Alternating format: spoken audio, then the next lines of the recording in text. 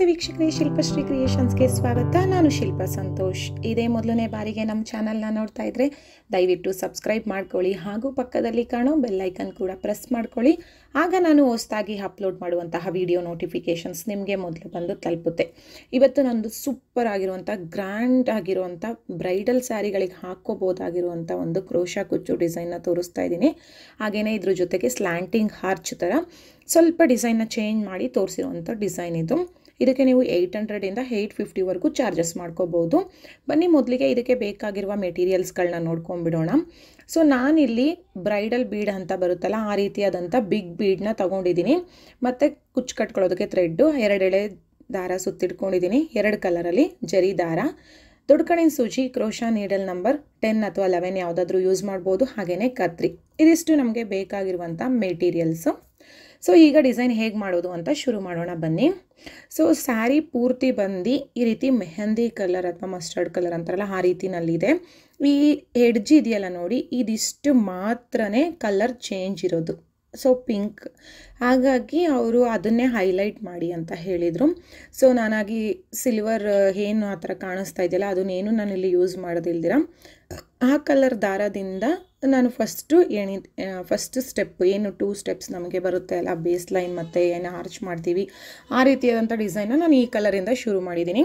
So ನಾವೇನು 6 ಎಳೆ ದಾರ ಸುತ್ತಿಟ್ಕೊಂಡಿದ್ದೀವೋ ಅದನ್ನು ಲೆಫ್ಟ್ ಹ್ಯಾಂಡಿಂದ ಬ್ಯಾಲೆನ್ಸ್ ಮಾಡಿಕೊಂಡು ಸೀರೆ ಹಿಂಭಾಗಕ್ಕೆ ದಾರನ ಪ್ಲೇಸ್ ಮಾಡ್ಕೊಳ್ಳಿ. ಆನಂತರ ನೀಡಲ್ ಸಹಾಯದಿಂದ ದಾರನ ಪೂರ್ತಿ ಮೇಲಕ್ಕೆ ಎತ್ಕೊಂಡು 2 ಗಂಟು ಹಾಕ್ಕೊಂಡು ಈ ರೀತಿ ಕಟ್ಕೋಬೇಕು. ಕೊನೆಯಲ್ಲಿ ಇದನ್ನು ಕುಚ್ಚೊಳಗಡೆಗೆ ಹಾಕಿ ಸೇರಿಸ್ಕೊಳ್ಳಿ. ಸೊ ಇದರಿಂದ ನಿಮಗೆ ಕುಚ್ಚು ಸೇಫ್ಟಿ ಆಗಿರುತ್ತೆ, ಸೆಕ್ಯೂರ್ ಆಗಿರುತ್ತೆ. ನೀವು ಗಮ್ ಹಾಕಿ ಅಂಟಿಸಿದ್ರೆ ಆ ಗಮ್ ಯಾವಾಗ ಬೇಕಾದರೂ ಬಿಚ್ಚೋಗ್ಬೋದು. ಹಾಗಾಗಿ ಈ ರೀತಿ ಮಾಡ್ಕೊಳ್ಳಿ. ಇದಾದಮೇಲೆ ನೋಡಿ, ಸೇಮ್ ಜಾಗದಲ್ಲಿ ಒಂದು ಲಾಕ್ನ ಮಾಡ್ಕೊಳ್ಳೋಣ. ಸೇಮ್ ಜಾಗದಲ್ಲಿ ಒಂದು ಲಾಕ್ನ ಮಾಡಿಬಿಟ್ಟು ನೋಡಿ, ಈ ರೀತಿ ಫಸ್ಟು ಲಾಕ್ ಮಾಡಬೇಕು. ಮಾಡಿದ್ಮೇಲೆ 5 ಚೈನ್ಗಳನ್ನ ಹಾಕ್ಕೋಬೇಕು. 5 ಚೈನ್ನ ಹಾಕಿ ಅದು ಸೀರೆಗೆ ಎಲ್ಲಿಗೆ ಬರುತ್ತೆ ಅಂತ ನೋಡಿ ನೀಡಲ್ನ ಸ್ಟ್ರೈಟಾಗಿ ಇಟ್ಕೊಂಡು ಕರೆಕ್ಟಾಗಿ ಅಲ್ಲಿಗೆ ಲಾಕ್ ಮಾಡ್ಕೊಳ್ಳಿ, ಅಥವಾ ಒಂದು ಪಾಯಿಂಟ್ ಹಿಂದಕ್ಕೇ ಲಾಕ್ ಮಾಡ್ಕೊಳ್ಳಿ. ರಿಂಕಲ್ಸ್ ಬರ್ದಿರೋ ಥರ ನೀಟಾಗಿ ನೋಡಿ ಮಾಡ್ಕೊಳ್ಳಿ. ಮುಂದಕ್ಕೆಲ್ಲ ಲಾಕ್ ಮಾಡೋಕ್ಕೆ ಹೋಗಬೇಡಿ. ಸೊ ಕರೆಕ್ಟಾಗಿ ಲಾಕ್ ಮಾಡ್ಕೊಳ್ಳಿ. ಅದಾದಮೇಲೆ ಮತ್ತೆ 3 ಚೈನ್ಗಳನ್ನ ಹಾಕಿಬಿಟ್ಟು ಅದು ಎಲ್ಲಿಗೆ ಬರುತ್ತೆ ಅಲ್ಲಿಗೆ ಲಾಕ್ ಮಾಡಬೇಕು. ಮತ್ತೆ 3 ಚೈನ್ಗಳನ್ನ ಹಾಕಿ ಎಲ್ಲಿಗೆ ಬರುತ್ತೆ ಅಲ್ಲಿಗೆ ಲಾಕ್ ಮಾಡಬೇಕು. ಸೊ ಫಸ್ಟು 5 ಚೈನ್ ಗ್ಯಾಪ್, ಅದಾದಮೇಲೆ 3 ಚೈನ್ ಗ್ಯಾಪು 2 ಟೈಮ್ಸ್ ಬರುತ್ತೆ. ಸೊ ಇಷ್ಟಾದಮೇಲೆ ಇವಾಗ ಸ್ವಲ್ಪ ನೀಡಲ್ನ ಮೇಲಕ್ಕೆತ್ತಿ ನಾವು ಬ್ರೈಡಲ್ ಬೀಡ್ ಅಂತ ಏನು ತೊಗೊಂಡಿದ್ವಿ ಅಲ್ಲ, ಆ ಬೀಡನ್ನ ಆ್ಯಡ್ ಮಾಡ್ಕೊಳ್ಳೋಣ. ಈ ಬೀಡು ನಮಗೆ ಗ್ರ್ಯಾಂಡ್ ಲುಕ್ನ ಕೊಡುತ್ತೆ. ಇದನ್ನು ಬ್ರೈಡಲ್ ಬೀಡ್ ಅಂತಲೇ ಹೇಳ್ತಾರೆ. ಸೊ ಬೀಡನ್ನ ಲಾಕ್ ಮಾಡಿ ಆನಂತರ ಸೀರೆಗೆ ಎಲ್ಲಿಗೆ ಬರುತ್ತೆ ಅಲ್ಲಿಗೆ ಲಾಕ್ ಮಾಡ್ಕೋಬೇಕು. ಮೊದಲು ಬೀಡನ್ನ ಲಾಕ್ ಮಾಡಿ ಆಮೇಲೆ ಸೀರೆಗೆ ಎಲ್ಲಿಗೆ ಬರುತ್ತೆ ಅಲ್ಲಿಗೆ ಲಾಕ್ನ ಮಾಡ್ಕೊಳ್ಳಿ. ಮಾಡಿದ್ದಾದಮೇಲೆ 6 ಚೈನ್ಗಳನ್ನ ಹಾಕಬೇಕು. 6 ಚೈನ್ ಹಾಕಿದ್ಮೇಲೆ ಸೀರೆನ ಸ್ವಲ್ಪ ಉಲ್ಟಾ ಮಾಡಿಕೊಂಡು ಬೀಡ್ ಲಾಕ್ ಏನಿದೆ, ಬೀಡ್ ಪಕ್ಕ ಲಾಕ್ ಇದೆಯಲ್ಲ, ಆ ಲಾಕ್ ಮೇಲೆ ಒಂದು ಲಾಕ್ನ ಮಾಡಬೇಕು. ಅದಾದಮೇಲೆ 3 ಚೈನ್ ಗ್ಯಾಪ್ ಇದೆಯಲ್ಲ, 3 ಚೈನ್ ಗ್ಯಾಪ್ ಕೆಳಗಡೆಗೆ 3 ಚೈನ್ ಹಾಕಿ ಲಾಕ್ ಮೇಲೆ ಲಾಕ್ ಮಾಡಿಬಿಡಿ. ಇಷ್ಟು ಮಾಡಿದ್ಮೇಲೆ ಸೀರೆನ ಇವಾಗ ಸೀದಾ ಮಾಡ್ಕೋಬೇಕು. ಸೀರೆನ ಸೀದಾ ಮಾಡ್ಕೊಳ್ಳಿ. ಮಾಡ್ಕೊಂಡಿದ್ದಾದಮೇಲೆ ಇವಾಗ ನಾವು ಏನು 6 ಚೈನ್ ಗ್ಯಾಪ್ ಹಾಕಿದ್ವಿ ಅಲ್ಲ ಬೀಡ್ ಕೆಳಗಡೆಗೆ, ಅಲ್ಲಿಗೆ ನಾವು ಆರ್ಚ್ ಮಾಡಬೇಕು. ಡಬಲ್ ಕ್ರೋಶೆಟ್ ಮಾಡ್ಕೋತಾ ಇದ್ದೀನಿ ನಾನಿಲ್ಲಿ. ಸೊ ನೀಡಲ್ ಮೇಲೆ ಒಮ್ಮೆ ದಾರ ಸುತ್ತಕೊಂಡು ಆ 6 ಚೈನ್ ಗ್ಯಾಪ್ ಒಳಗಡೆಯಿಂದ ದಾರ ಮೇಲಕ್ಕೆ ಎತ್ಕೊಂಡಾಗ ನೀಡಲ್ ಮೇಲೆ 3 ಎಳೆ ದಾರ ಇರುತ್ತೆ.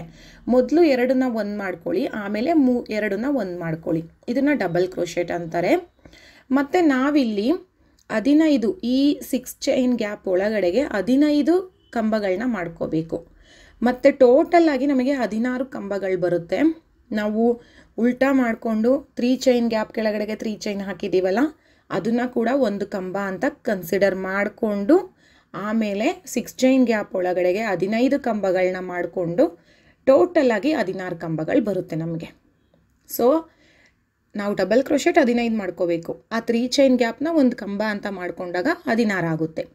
ಸೊ 16 ಕಂಬಗಳನ್ನ ಮಾಡ್ಕೊಂಡಿದ್ದಾದ ಮೇಲೆ ನೋಡಿ, ಇವಾಗ ಬೀಡ್ ಪಕ್ಕ ಒಂದು ಲಾಕ್ ಮಾಡಿದ್ದೀವಲ್ಲ, ಆ ಲಾಕ್ ಒಳಗಡೆಗೆ ಒಂದು ಕಂಬನ ಮಾಡ್ಕೋಬೇಕು. ಯಾಕೆ ಅಂದರೆ ನಮಗೀಗ ಬೇಸ್ ಲೈನ್ ಬೇಕಲ್ವಾ, ರೈಟ್ ಸೈಡಲ್ಲಿ ಒಂದು ಬೇಸ್ ಲೈನ್ ಇರುತ್ತೆ ಅಲ್ವಾ. ಸೊ ಇದು ನಮಗೆ ಬೇಸ್ ಲೈನ್.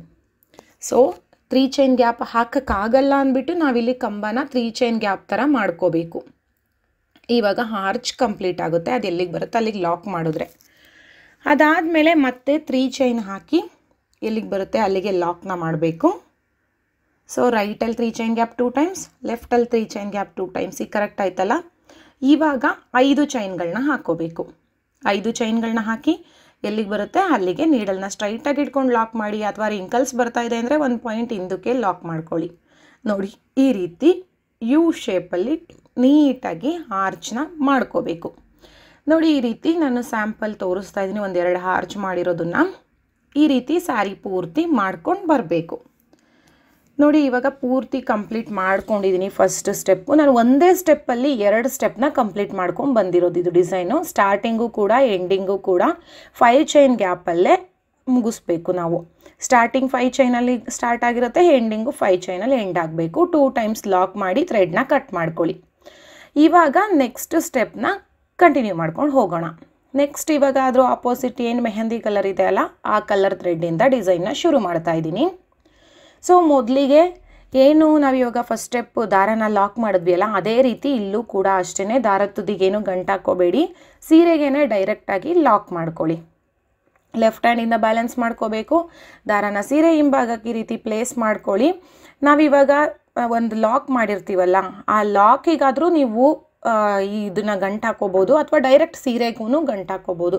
ಯಾಕೆಂದರೆ ಇದು ಜಸ್ಟ್ ಇನ್ನು ಸೆಕೆಂಡ್ ಸ್ಟೆಪ್ ಅಲ್ವಾ. ಸೊ ಏನು ನಮಗೆ ಸೀರೆಗೇ ಗಂಟು ಹಾಕ್ಕೊಂಡ್ರೂ ನಡೆಯುತ್ತೆ. ಬಟ್ ಲಾಕ್ ಮಾಡುವಾಗ ಲಾಕ್ ಮೇಲೆ ಲಾಕ್ ಮಾಡ್ಕೊಳ್ಳಿ. ನೋಡಿ ಈ ರೀತಿ ಸೀರೆ ಗಂಟು ಹಾಕ್ಕೊಂಡ್ಬಿಟ್ಟು ನಾವಿವಾಗ ಲಾಕ್ ಮಾಡಿರ್ತೀವಲ್ಲ ಫಸ್ಟು, ಆ ಲಾಕಲ್ಲಿ ಕಾಣಿಸ್ತಾ ಇದೆ ಅಲ್ವಾ ಸ್ಟಾರ್ಟಿಂಗು, ಅದ್ರ ಮೇಲೆ ಒಂದು ಲಾಕ್ನ ಮಾಡ್ಕೊಳ್ಳೋಣ. ಅದ್ರ ಮೇಲೊಂದು ಲಾಕ್ ಮಾಡಿದ್ಮೇಲೆ 5 ಚೈನ್ ಗ್ಯಾಪ್ ಕೆಳಗಡೆಗೆ 5 ಚೈನ್ ಗ್ಯಾಪೇ ಹಾಕೋಬೇಕು. ಸೊ 5 ಚೈನ್ ಕೆಳಗಡೆ 5 ಚೈನ್ಸ್ ಬರುತ್ತೆ. ನಾವಿವಾಗ ಫಸ್ಟ್ ಸ್ಟೆಪ್ಪಲ್ಲಿ ಯಾವ ರೀತಿ 5 ಚೈನ್ ಹಾಕಿದ್ದೀವಿ ಅದೇ ರೀತಿ ಅಷ್ಟೇ ಕರೆಕ್ಟಾಗಿ ಬರೋ ಥರ 5 ಚೈನ್ನ ಮಾಡಿಕೊಂಡು ಲಾಕ್ ಮೇಲೆ ಲಾಕ್ ಮಾಡಿ. ನೀವು ಫಸ್ಟ್ ಸ್ಟೆಪ್ಪಲ್ಲಿ 5 ಚೈನ್ ಹಾಕಿರೋ ಗ್ಯಾಪ್ಗಿಂತ ಕಡಿಮೆ ಬಂತು ಅಂದರೆ ಒಂದು ಚೈನ್ ಎಕ್ಸ್ಟ್ರಾ ಹಾಕ್ಕೊಂಡು ಲಾಕ್ ಮೇಲೆ ಲಾಕ್ ಮಾಡ್ಕೊಳ್ಳಿ. ಬಟ್ ಅದು ಅಲ್ಲಿ ಕರೆಕ್ಟಾಗಿ ಬಂದಿಲ್ಲ ಅಂದ್ರೂ ನೀವು ಲಾಕ್ ಮಾಡಿದ್ರೆ ಅದರಿಂದನೂ ರಿಂಕಲ್ಸ್ ಬರುತ್ತೆ, ಅದು ಕೂಡ ರಿಂಕಲ್ಸ್ ಬರುತ್ತೆ. ಸೊ ಕರೆಕ್ಟಾಗಿ ಬರಬೇಕು. ಆ ಗ್ಯಾಪ್ ಕೆಳಗಡೆಗೆ ನಾವು ಹಾಕೋ 5 ಚೈನ್ ಕರೆಕ್ಟಾಗಿ ಬರಬೇಕು, ಅಥವಾ ಒಂದು ಎಕ್ಸ್ಟ್ರಾನೇ ಹಾಕ್ಕೊಳ್ಳಿ, ಏನೂ ಪ್ರಾಬ್ಲಮ್ ಆಗೋದಿಲ್ಲ. ಸೊ ಇವಾಗ ಲಾಕ್ ಮೇಲೆ ಲಾಕ್ ಮಾಡಾಯಿತು. ಈಗ ಒಂದು ಡಬಲ್ ಕ್ರೋಶೆಟ್ ಕಂಬ ಮಾಡ್ಕೊಳ್ಳೋಣ.